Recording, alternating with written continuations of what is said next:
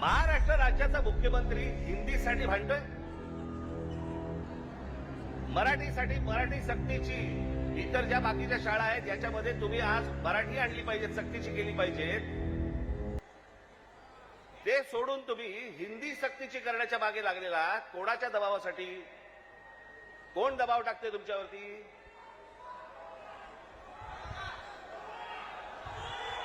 हे केंद्रामधलं हे केंद्राचं पूर्वीपासूनच आहे,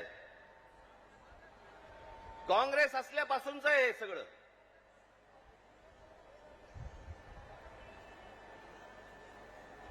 मुंबईसह संयुक्त महाराष्ट्र जो झाला त्याचा जो लढा होता, इतका प्रचंड मोठा लढा, ही मुंबई महाराष्ट्रापासून बाजूला करण्याचा डाव होता.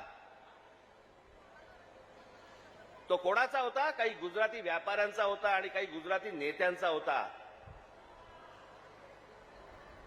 मी एकदा पुस्तक वाचत असताना, आचार्य अस्करांचं पुस्तक वाचत असताना मला धक्का बसला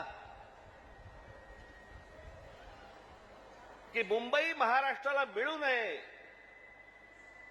याच्यासाठीचं पहिलं जे बोललं गेलं ते कोणाकडनं बोललं गेलं? वल्लभभाई पटेलांनी सांगितलं की मुंबई महाराष्ट्राला देऊ नका म्हणून. वल्लभभाई पटेलांनी, ज्यांना आजपर्यंत आम्ही लोह पुरुष म्हणून मानत आलो, या देशाचे गृहमंत्री, आम्ही त्याच्याकडे आदराने आजपर्यंत पाहत आलो, तुम्ही महाराष्ट्राला विरोध केलात.